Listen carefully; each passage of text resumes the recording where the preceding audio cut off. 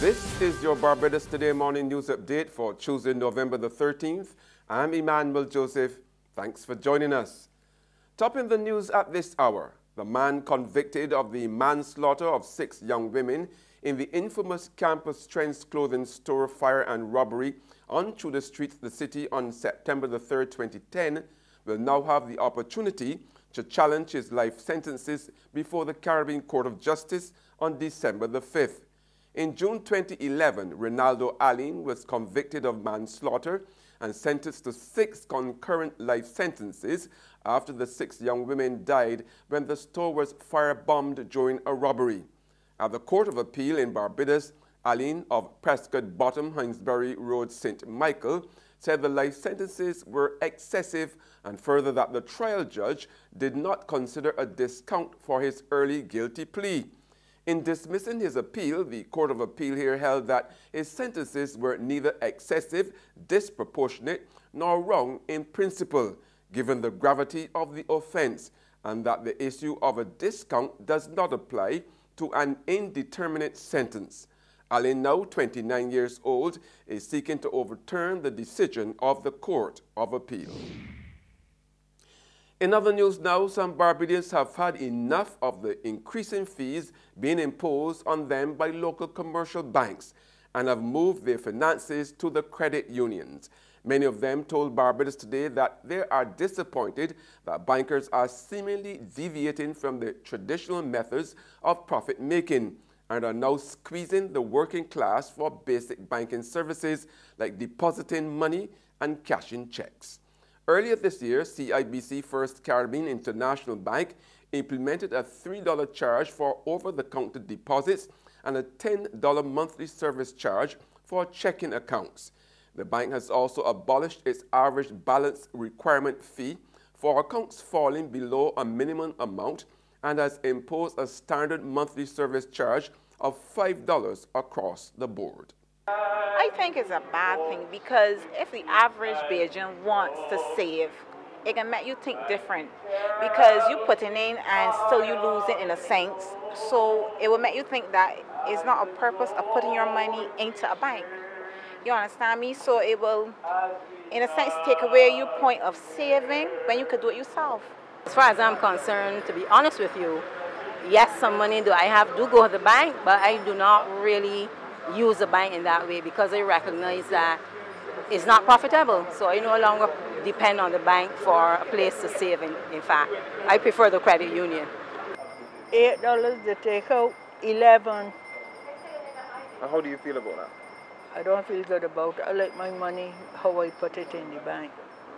A year after Hurricanes Irma and Maria dealt a severe blow to the region, leaving behind hundreds of millions of dollars in damage and driving up insurance premiums, homeowners are facing the possibility of a second increase in as many years.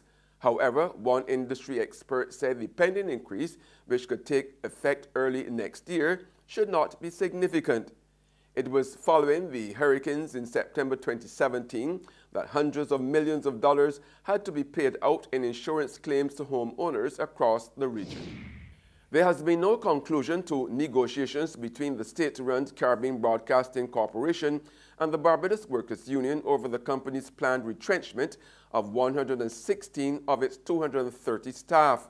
Following marathon talks yesterday afternoon and running into the night, both sides have agreed to meet again later this week to continue negotiations. Lead negotiator for the CBC, John Williams, declined to go into details about the discussions, only to tell Barbados Today that negotiations are continuing and that the two sides will meet again later this week on a date to be confirmed. BWU General Secretary Tony Moore, who attended yesterday's meeting, could not be reached for comment. The alarming spate of violent robberies continued on Monday afternoon at around 2:40 when at least one gunman stormed the Zephyrins Bakery along Tudor Street, St. Michael, and made off with bottles of alcoholic beverages.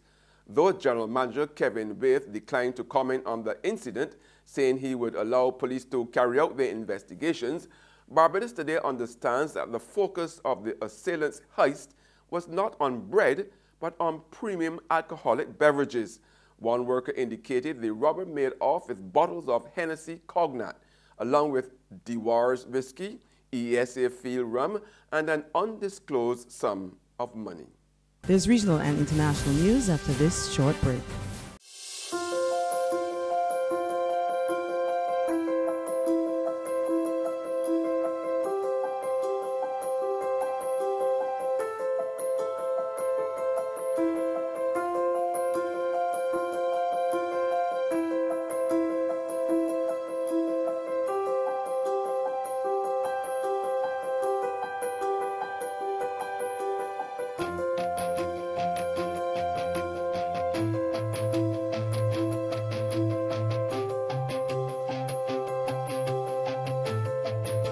Barbados Today, news you can trust. Welcome back with news from the region now. The director of Antigua and Barbados Social Security Board is suggesting the country goes back to the days of the so-called village ram, when men produced 10 and 15 children. Responding to the latest findings of a study showing that global fertility rates are falling, David Matthias says the village ram approach would help save the country's social security scheme from falling into financial trouble. Director of the Social Security Board, David Matthias, says the board has recognized the growing trend for some time. One of the things that we at Social Security have to keep track of is the dependency ratio. And more specifically, we look at the demographic shift, that is, there are more aged persons than there are youth in Antigua and Barbuda. He says this has led to few people working and contributing and more people collecting pensions. If you're wondering how you can help to save the vital service, Matthias says simply have more children. We are building bigger homes, but we have smaller families. I myself should have at least, we need to go back to the days of the village ram when men had, 10, 11, 14, 15 children. The idea was at that time they were your wealth. Your children were your wealth.